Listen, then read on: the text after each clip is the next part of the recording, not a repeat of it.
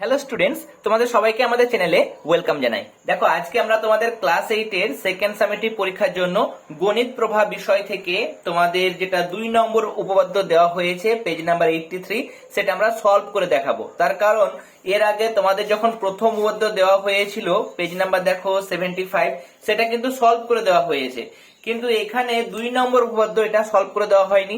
তাই অনেকের ক্ষেত্রে এটা সমস্যার কারণ হয়ে দাঁড়ায়। তাই আজকে আমরা এটা সলভ করব এবং খুব সহজভাবে আমরা এই উপপাদ্যটা দেখাবো, যাতে করে তোমাদের পরীক্ষায় যদি এই প্রশ্নটা আসে বা উপপাদ্যটা আসে, সবাই যেন সঠিকভাবে করে আসতে পারো, সেভাবে আমরা আজকের ক্লাসটি প্রোভাইড করব। এবং উপপাদ্য যেহেতু এই জিনিসটা তোমাদের কাছে একদম নতুন বিষয়, তার জন্য বেসিক কিছু কনসেপ্ট এই উপপাদ্য সলভ করার আগে বেসিক যে সমস্ত কনসেপ্ট গুলো আছে সেগুলো আমরা একটু তাড়াতাড়ি দেখে নেব। দেখো, তোমরা জানো সরল রেখা মানে দেখো, আমি উপপাদ্য শুরু করছি না সরাসরি, তার কারণ অনেকের সমান্তরাল সরলরেখা কাকে বলে, একান্তর কোণ কাকে বলে, বিপ্রতীপ কোণ কাকে বলে, অনুরূপ কোণ কাকে বলে, সেই সমস্ত বিষয়গুলো সম্পর্কে সঠিক ধারণা নেই। তার জন্য আমি এগুলো আগে এক্সপ্লেন করে দিই যে কোনটা কি কোণ বলা হয়, তারপর আমি মূল উপপাদ্যতে ফিরে আসবো।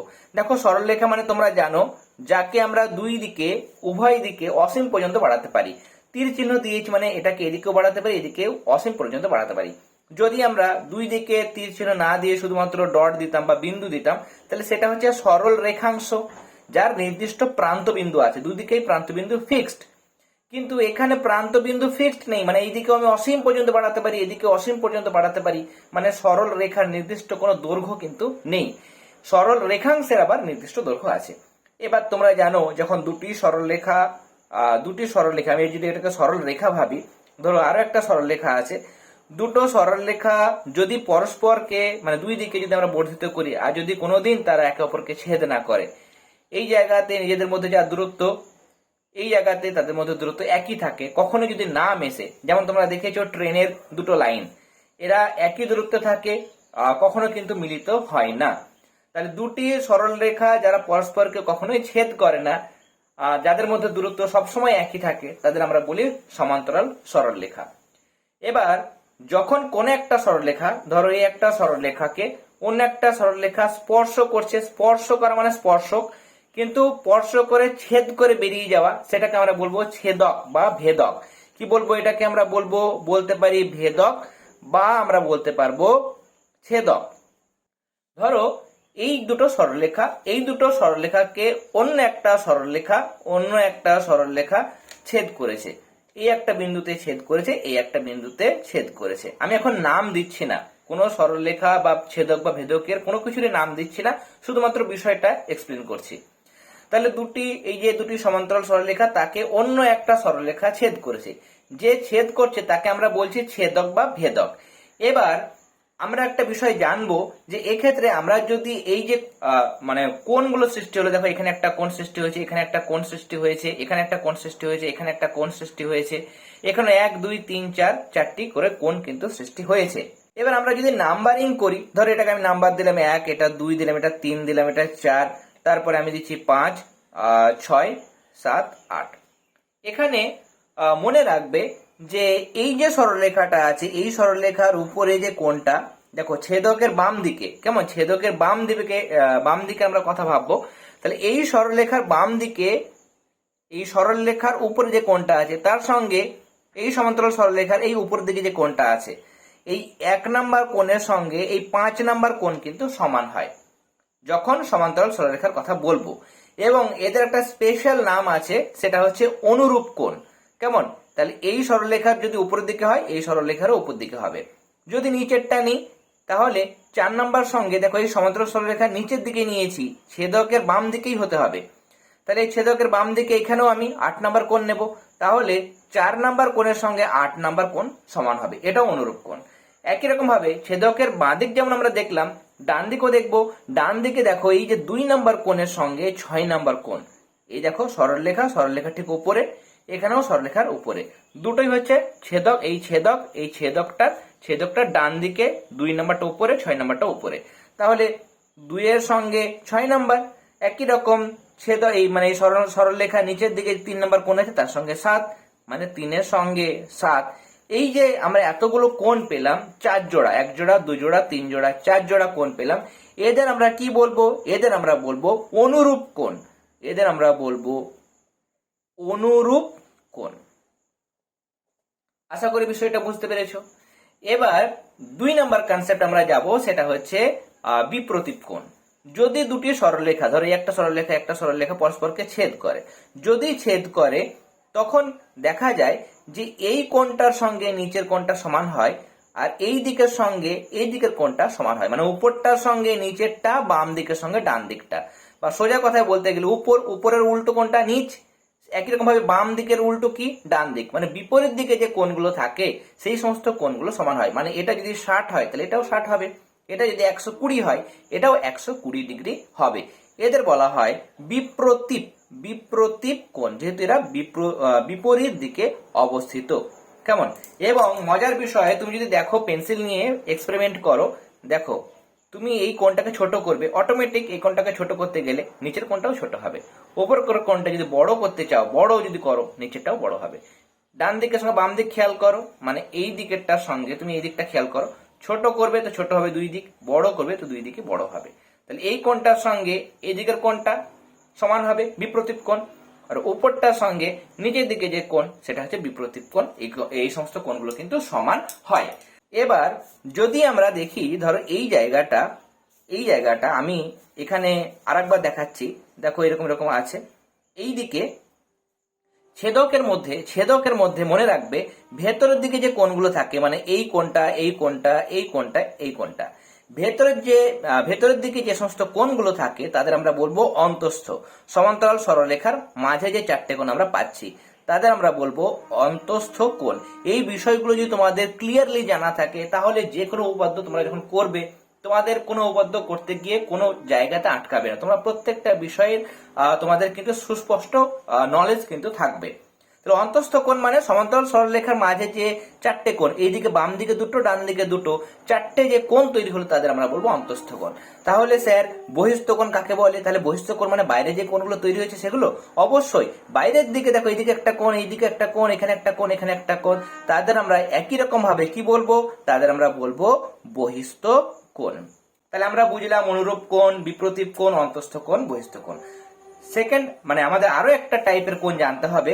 দেখো এই যে সমান্তরাল সরলরেখা, তাকে এই যে ছেদক যখন ভেদ করে তখন দেখো অন্তস্থ কোণগুলোর মধ্যে, কাদের মধ্যে? অন্তস্থ কোণগুলোর মধ্যে আমরা যদি দেখি, এই যে বাম দিকটার সঙ্গে দেখো ছেদক আছে, এই যে ছেদক, এই ছেদকের বাম দিকটার সঙ্গে ডান দিকের যে কোণ, এটা কত নাম্বার ছিল? দেখো 4, আর এটা কত ছিল আমার? 6। তাহলে 4-এর সঙ্গে 6, 4-এর সঙ্গে কোণ নাম্বার 4-এর সঙ্গে কোণ নাম্বার 6, এটা সমান হবে। একই রকম ভাবে এখানে আমার ছিল কত? 3 নাম্বার, এই 3-এর সঙ্গে আমার 5 নাম্বার কোণ সমান হবে। 3-এর সঙ্গে কোণ নাম্বার 5 আমার সমান হবে। এদের আমরা বলবো একান্তর কোণ। একান্তর কোণ। কেমন? এবং এই যে বিপ্রতীপ কোণ সবসময় সমান হয়, উল্টো পুল্টো কোণগুলো সমান হয়। এখানে অনুরূপ কোণ, অন্তস্থ কোণ সমান হয় না, বহিস্থ কোণ সমান হয় না। এদের অন্য একটা বিষয় আছে, সেটা আমি পরে বলবো। অনুরূপ কোণগুলো সমান হবে এবং একান্তর কোণগুলো তখনই সমান হবে যখন এই দুটো সরলরেখা কি হবে? সমান্তরাল হবে। যদি সমান্তরাল না হয় শুধু আমরা এই কোণগুলোকে অনুরূপ কোণ বলবো, কিন্তু তারা সমান হবে না। যদি এই দুটো সরলরেখা সমান্তরাল না হয়, এই কোণ 4-এর সঙ্গে 6 আমি একান্তর কোণ বলবো, 3-এর সঙ্গে 5 একান্তর কোণ বলবো, কিন্তু তখন এরা সমান হবে না, মানে সমান চিহ্নতে কেটে দিতে হবে যদি তারা সমান্তরাল সরলরেখা না হয়। এবার একান্তর কোণ, যদি এখানে তোমাদের বুঝতে অসুবিধা হচ্ছে, তুমি এই জায়গাটা ভাবো, এই জায়গাটার সঙ্গে এরকম ভাবে তুমি ছবি করবে, মানে অনেকটা ইংরেজি জেড অক্ষরের মতো এরকম ভাবে আমি অঙ্কন করব।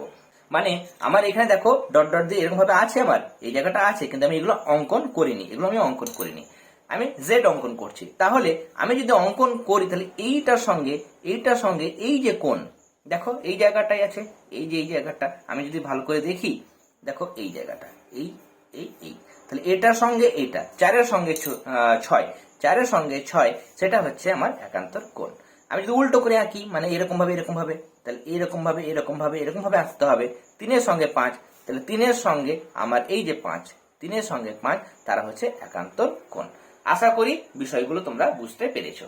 এবার আমি মূল যে উপপাদ্য সেখানে আসবো। মূল উপপাদ্যের মধ্যে দেখো এখানে উপপাদ্য যখন আমাদের সলভ করতে হয় তখন আমাদের বেশ কিছু পয়েন্ট বা হেডিং আমাদের করতে হয়। যেমন আমরা প্রথমেই হেডিং যেটা করব সেটা হচ্ছে প্রদত্ত। প্রত্যেকটা উপপাদ্যতে তোমরা প্রদত্ত বলে একটা হেডিং করবে। প্রদত্ত মানে যা দেওয়া আছে, তোমাকে উপপাদ্যতে যা কিছু বলে দিয়েছে বা যে ডেটাগুলো বলে দিয়েছে সেটাকে আমরা বলবো প্রদত্ত। এখানে প্রদত্ত কি বলছে, দুটি সমান্তরাল সরলরেখা অপর একটি সরলরেখাকে ছেদ করলে, মানে আমি এখানে অঙ্কনটা করেই রাখছি। ধরো এখানে দুটি সমান্তরাল সরলরেখা আমি নিলাম, এটা এবি, এটা এবি নিয়েছি, এটা আমি নিয়েছি সিডি। দুটি সমান্তরাল সরলরেখাকে অপর একটি সরলরেখা ছেদ করলে আমি ধরে নিলাম এই যে সরলরেখাটা ছেদ করেছে তার নাম হচ্ছে ইএফ, এবং সেই ইএফ সরলরেখা এবি এবং সিডি কে যথাক্রমে জি এবং এইচ এই দুটি বিন্দুতে ছেদ করেছে। তাহলে দুটি সমান্তরাল সরলরেখাকে যদি অপর একটি সরলরেখা ছেদ করে, তাহলে ছেদ করলে একান্তর কোণগুলির পরিমাপ সমান হয়। একান্তর কোণ মানে জেড এর মতো কোণ, আমি এখনই বললাম জেড মানে এরকম, তাহলে এটার সঙ্গে এইটা সমান হবে এবং এইটার সঙ্গে এই কোণটা সমান হবে, মানে উল্টো উল্টো করে সমান হবে। কেমন?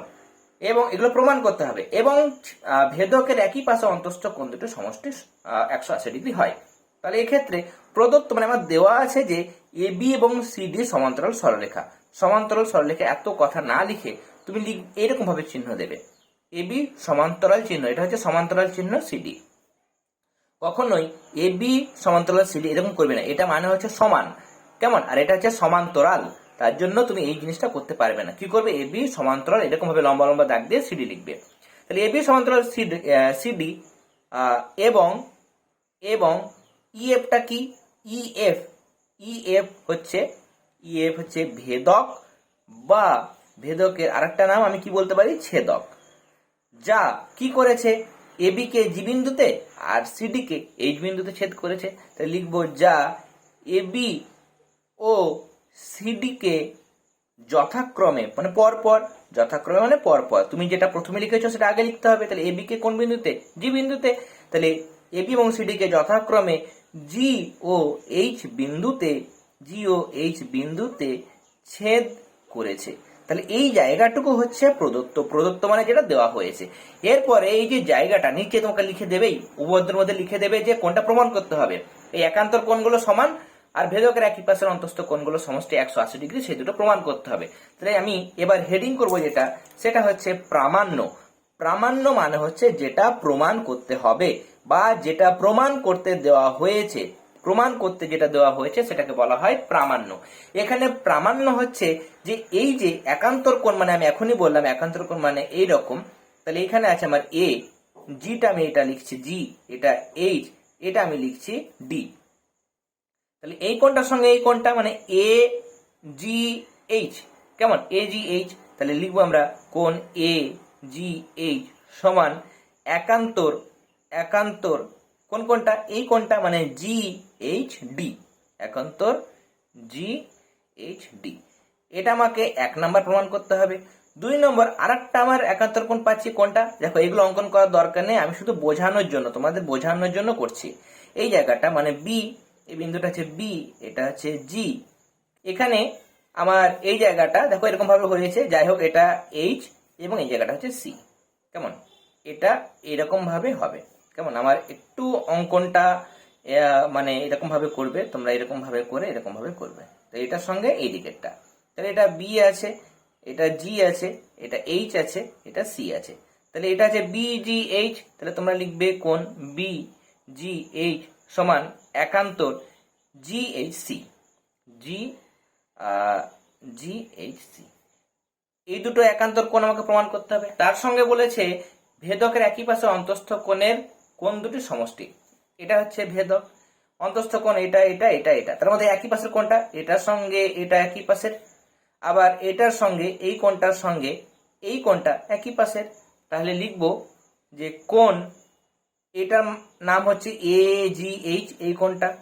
তাহলে এ জি এইচ প্লাস এই কোণটার নাম হচ্ছে জি এইচ সি, এই কোণটা, এই কোণটা হচ্ছে কোণ জি এইচ সি।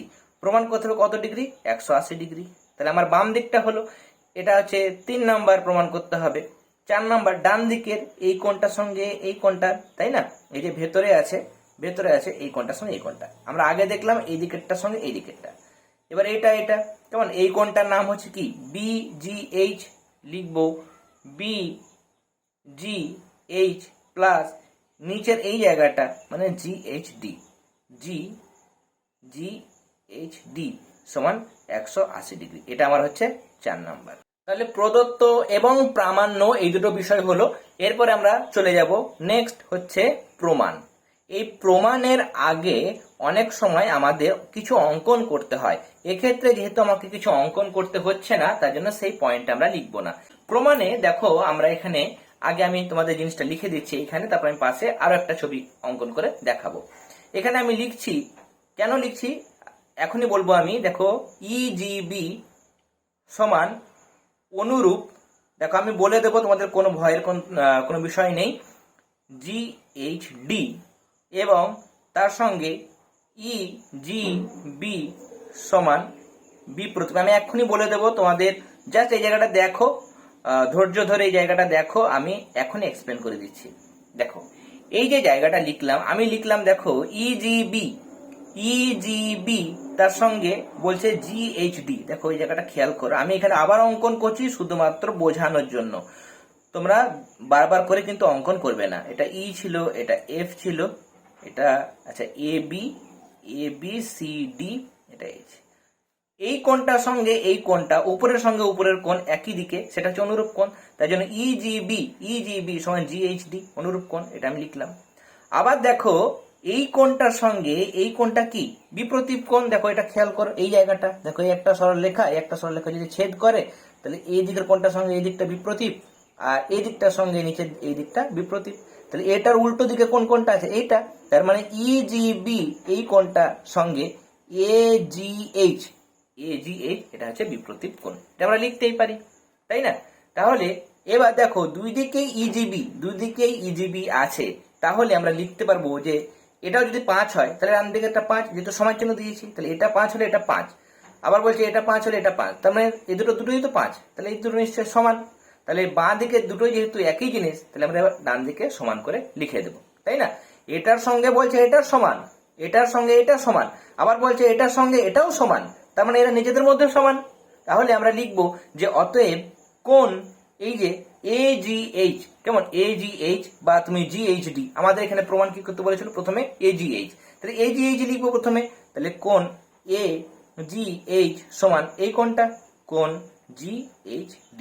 এরা কি কোণ? দেখো এরা হচ্ছে আমাদের একান্তর কোণ। দেখো AGH মানে এই কোণটার সঙ্গে ডান দিকের GHD একান্তর কোণ। তাহলে আমি এখানে একান্তর কথাটা লিখে দেব, একান্তর, কেমন একান্তর লিখে দিলাম। তাহলে আমাদের 1 নম্বর যে প্রমাণটা করতে বলেছিল যে AGH সমান একান্তর GHD, সেটা প্রমাণিত হয়ে গেল। তাহলে আমি এখানে 1 নাম্বার দিয়ে লিখে দেব প্রমাণিত, কেমন। এরপরে যেমন আমরা করলাম এক্ষেত্রে, আমি এই দিকে যেমন ভাবে করলাম, মানে এই উপরটার সঙ্গে এইটা নিলাম, নিয়ে এটার সঙ্গে এটা নিলাম, একই রকম ভাবে আমরা এই দিকের দেখো এই উপরটার সঙ্গে এইটার সঙ্গে আমরা এটা নেব, এটার সঙ্গে এই জায়গাটা নেব। তো এটার নাম কি EGA, তাই না? EGA। তাহলে আমরা লিখবো আবার লিখবো কোণ EGA সমান উপরটার সঙ্গে উপরটা বাঁ দিকেরই, তাই না? এটার নাম হচ্ছে GHC। তাহলে এটা হচ্ছে অনুরূপ কোণ GHC, এটা। এরপরে আবার দেখো EGA যে EGA এই কোণটা কার সঙ্গে সমান, এটার উল্টো দিকে বিপ্রতীপ কোণটা আছে, এই কোণটা আছে, এই কোণটার নাম কি BGH। তাহলে BGH লিখবো। তাহলে বিপ্রতীপ মানে একই রকম বিষয়, বিপ্রতীপ, এটা হচ্ছে BGH। যদি অসুবিধা হচ্ছে আমি আরো একবার বলে দিচ্ছি। দেখো এখানে আমি আরো একবার বলে দিচ্ছি, আমি বলছি এখানে যে আচ্ছা এই কোণটার সঙ্গে এটা অনুরূপ, এই কোণটার সঙ্গে এটা অনুরূপ। আমি লিখছি ধরো এটা 80 ডিগ্রি, সাপোজ এটা 80 ডিগ্রি বলে এটাও 80 ডিগ্রি। আবার এইটার সঙ্গে এটা বিপ্রতীপ, তো এটার সঙ্গে দেখো এই একটা সরলরেখা একটা সঙ্গে ছেদ করেছে, এটা 80 হলে এটাও তো 80 হবে, তো এটাও 80 ডিগ্রি। তো বলছে এটার সঙ্গে সমান, এটার সঙ্গে সমান, কেন? অনুরূপ কোণ, তাই জন্য। আবার বলছে এখানে এটার সঙ্গে এটা সমান, যেহেতু এরা বিপ্রতীপ কোণ, তাহলে এটা একবার এর সঙ্গে সমান, এটা এর সঙ্গে সমান, তার মানে এই দুটো নিজেদের মধ্যে সমান হয়ে গেল। দেখো এটাও 80 এটাও 80, তাই না? এবার আমরা একই রকম ভাবে যেমন আমরা এই দিকে করলাম, ডান দিকে করলাম, বাঁ দিকে করব, মানে এই দিকটার সঙ্গে আমি এটা নেব, এটা হচ্ছে অনুরূপ কোণ। আবার বলবো যে এটার সঙ্গে এই কোণটা সমান, তাই না? এটা যদি হয় 70 ডিগ্রি, বা এটা আমি ধরলাম এটা 100 ডিগ্রি, ধরলাম 100 ডিগ্রি, তো এটাও বলছে অনুরূপ কোণের জন্য 100 ডিগ্রি। আবার এটার সঙ্গে এটা বিপ্রতীপ কোণ, এই কোণ এটা সরলরেখা ছেদ করেছে, এটার সঙ্গে এটা বিপ্রতীপ কোণ, তার মানে এটাও 100 ডিগ্রি। তাহলে এটা এটার সঙ্গে সমান, এটা এটার সঙ্গে সমান, তার মানে এই দুটো নিজেদের মধ্যে সমান। কেমন? তাহলে এবার আমরা লিখতে পারবো যে অতএব এই দিকটা যেহেতু একই জিনিস, তাহলে জিএইচসি সমান আমরা লিখবো কি, কোণ বিজিএইচ। যেহেতু আমাকে প্রমাণটা এভাবেই করতে বলেছে, তাহলে কোণ বিজিএইচ সমান একান্তর কোণ জিএইচসি। দেখো এইটার সঙ্গে এটা একান্তর, একই রকম ভাবে এটার সঙ্গে এটা একান্তর। এই কোণটার নাম কি? এই কোণটার নাম হচ্ছে দেখো এজিএইচ। তাহলে এজিএইচ এর সঙ্গে এখানে জিএইচডি সমান, আর এখানে আমরা পেলাম যে এটার সঙ্গে এটা, এই কোণটার নাম কি? এই কোণটার নাম বিজিএইচ। দেখো বিজিএইচ, তার সঙ্গে এইটা সমান, এটার নাম কি? জিএইচসি। তাহলে প্রমাণিত হয়ে গেল। তাহলে এটা আমরা প্রমাণ করলাম কত নাম্বার? এটা আমি প্রমাণ করলাম দেখো 2 নাম্বার। এটা হচ্ছে প্রমাণিত। কেমন? প্রমাণিত। এরপর আমাকে নেক্সট আরো কিছু প্রমাণ করতে হবে। তোমরা এই জায়গাটা দেখে নাও, আমি আরেকবার দেখিয়ে দিচ্ছি। দেখো পুরোটা আশা করে দেখতে পেয়েছো। এরপর আমি সেকেন্ড পার্টটা মানে 3 নাম্বার এবং 4 নাম্বার কিভাবে প্রমাণ করতে হবে সেটা দেখাবো। এখানে আমি আরো একবার তোমাদের বোঝানোর জন্য এখানে ছবিটা আঁকছি। দেখো এরকম ছিল, এ বি সি ডি ছিল, এটা ছিল ই, এটা ছিল এফ, এটা জি, এটা এইচ। এবার এইখানে আমরা যে জিনিসটা করব সেটা হচ্ছে, দেখো আমি আগে লিখে দিচ্ছি, এজিএইচ প্লাস কোণ ইজিএ সমান 180 ডিগ্রি। আমি লিখলাম এজিএইচ এই কোণটার সঙ্গে কোণ ইজিএ, এই কোণ দুটির সমষ্টি 180 ডিগ্রি। একটি সরলরেখার উপর অন্য একটা সরলরেখা দাঁড়িয়ে যে দুটি কোণ উৎপন্ন হচ্ছে তাদের সমষ্টি 180 ডিগ্রি। তুমি যদি এরকম করে ভাবো যে এই যে একটা সরলরেখার উপর অন্য একটা সরলরেখা যখন দণ্ডায়মান হয়, তখন যে দুটি সন্নিহিত কোণ সৃষ্টি হয় তাদের সমষ্টি কত হয়? 180 ডিগ্রি বা 2 সমকোণ হয়। কেন? তার কারণ আরে বাবা, এটা তো একটা সরলরেখা, একটা সরলরেখার উপর যদি একটা অন্য একটা সরলরেখা দণ্ডায়মান হয়, তাহলে যে দুটো কোণ তৈরি হবে তাদের সমষ্টি 180 ডিগ্রি অবশ্যই হতে হবে। কেন হবে? তার কারণ একটা সরলরেখা মানেই হচ্ছে সরল কোণ মানেই হচ্ছে সেটা 180 ডিগ্রি। কেমন? এখানে যদি 10টা কোণ তৈরি হয়, 10টা কোণ যদি তৈরি হয়, তুমি যদি বার করো 10টা কোণ, আমি এখানে 1টা 2টো 3 4 5টা কোণ করেছি, 5টা কোণ মিলে 180 হতে হবে, তার বেশি হবেই না, যেহেতু এই পুরোটা একটা সরলরেখার মধ্যে উপর দিকের কোণটা 180, নিচের দিকে একই রকম ভাবে 180 নিয়ে একটা বৃত্ত কত হয়? 360 ডিগ্রি হয়। কেমন? তাহলে এখানে আমরা দেখতে পাচ্ছি এইটা এরকম ভাবে আছে বলেও অসুবিধা হচ্ছে। তুমি যদি ভাবো যে এই জিনিসটা এরকম ভাবে দেখো, এই যে একটা সরলরেখা, এই একটা সরলরেখার উপরে এই জায়গাটা দণ্ডায়মান আছে, তাহলে এইটার সঙ্গে এই কোণটা অবশ্যই কি হবে? এই দুটো মিলে 180 হবে, তার কারণ এটার উপরে এটা দণ্ডায়মান। এটা দেখো মোছাই গেল, আমি আরেকবার লিখে দিচ্ছি জি। কেমন? তাহলে আমি লিখতে পারলাম এটা। এবার কারণটা তোমাকে অবশ্যই লিখতে হবে। কারণ তুমি ছোট করেও লিখতে পারো, বড় করে লিখতে পারো। ছোট করে কি লিখবে? ছোট করে লিখবে যে কারণ ইএফ দেখো আমি বলছি প্লাস লিখছি, যদি স্পেলিং মিস্টেক হয় তাহলে তোমরা ঠিক করে নিও। আর হ্যান্ড রাইটিং তোমরা একটু যদি অসুবিধা হয় বুঝতে, তোমরা শুনে শুনে লিখে নেবে। কারণ ইএফ সরলরেখার উপরে এজি, এই জায়গাটা এজি, বা তুমি ঘুরিয়েও জি এ এরকম ভাবে লিখতে পারো। জি এ লিখলে বেশি ভালো হয়, তার কারণ রশ্মি এটা, তাই না? রশ্মির নাম ধরো এটা ও, এটা বি, তাহলে ও বি লিখতে হয়। কেমন? যেখান থেকে শুরু হয়, যেদিকে শুরু সেটা লাস্টে লিখতে হয়, ও বি। আমরা লিখবো এরকম ভাবে, ও বি এরকম ভাবে লিখি রশ্মি। তাহলে এখানে আমরা লিখবো এজি, বোঝানোর জন্য লিখছি। তোমরা যদি জি এ লিখতে পারো তাহলে খুবই ভালো হয়। কেমন? কারণ অ্যাকচুয়ালি জি থেকে এর দিকে রশ্মিটা তৈরি হচ্ছে। আমি এখানে এজি লিখলাম। তাহলে কারণ ইএফ সরলরেখার ওপরে এজি রশ্মি দণ্ডায়মান মানে দাঁড়িয়ে আছে, কিছুই না, এটা একটা ভালো ভাষা। এটা শুধু এটুকু লিখলে কিন্তু হয়ে যায়, যে কারণ ইএফ সরলরেখার উপর এই যে দণ্ডায়মান। আর যদি বড় করে লিখতে চাও তাহলে তোমরা লিখবে দণ্ডায়মান হওয়ায় সন্নিহিত, সন্নিহিত মানে পাশাপাশি যে দুটি কোণ তৈরি হয়, তাহলে সন্নিহিত কোণ দুটির সমষ্টি দুই সমকোণ, বা আমি একবার লিখলাম 180 ডিগ্রি। তার জন্য এখানে আমি 180 ডিগ্রি লিখলাম। যেমন ভাবে এই জায়গাটা লিখলাম, একই রকম ভাবে আমরা এটাও লিখতে পারবো। কি লিখবো? জিএইচসি, এখানে জিএইচসি প্লাস কোণ এজিএইচ সমান 180 ডিগ্রি। এজিএইচ মানে এই জায়গাটার এবং উপরের কোণটা কেমন এরকম ভাবে আছে, তাহলে এই কোণটার সঙ্গে এই কোণটা, এটা এ, এটা ই, এটা জি, এটা এইচ। এজিএইচ এবং এজিই বা ইজিএ একই জিনিস, তাই না? এই দুটো মিলে বলছে 180 ডিগ্রি। এখানে আমি এজিএইচ যেটা আছে সেটাই রাখলাম। এরপরে ইজিএ যেটা আছে, ইজি এর বদলে দেখো এখানে আমার ইজিএ মানে উপরের কোণটা, উপরের সঙ্গে এই উপরের কোণটা কি কোণ? অনুরূপ কোণ। তাহলে এই উপরের এই জায়গাটার বদলে আমি এই নিচের কোণটা লিখতে পারি। এই নিচের কোণটা মানে কোনটা? জিএইচসি, কোণ জিএইচসি। এটাই আমি ঘুরিয়ে লিখলাম একদম সমান সমান করার জন্য। তাহলে জিএইচসি লিখলাম, তাহলে সমান 180 ডিগ্রি। দেখো এজিএইচ আর জিএইচসি, এজিএইচ এবং জিএইচসি 180 ডিগ্রি, এটা কিন্তু প্রমাণ করতে বলেছিল, এটা কিন্তু আমার প্রমাণ হয়ে গেল। এটা 3 নাম্বার প্রমাণিত। যদি অসুবিধা হয় আমি আরো একবার তোমাদের জন্য বলে দিচ্ছি।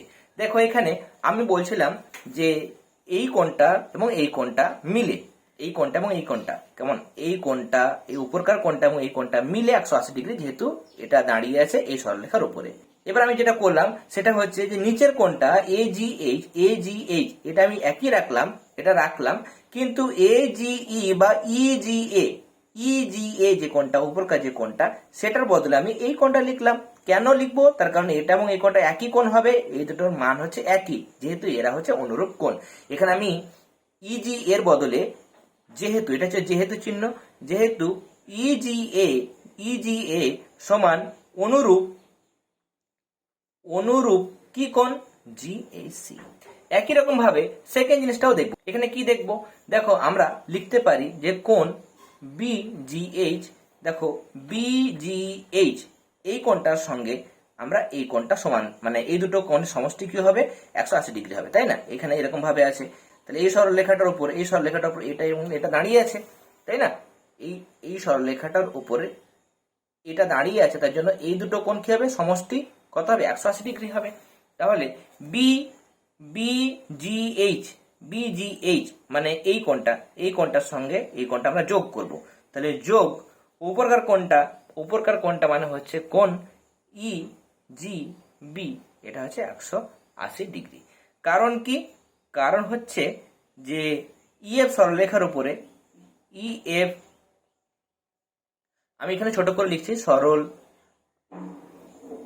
রেখার উপরে কে দণ্ডায়মান আছে?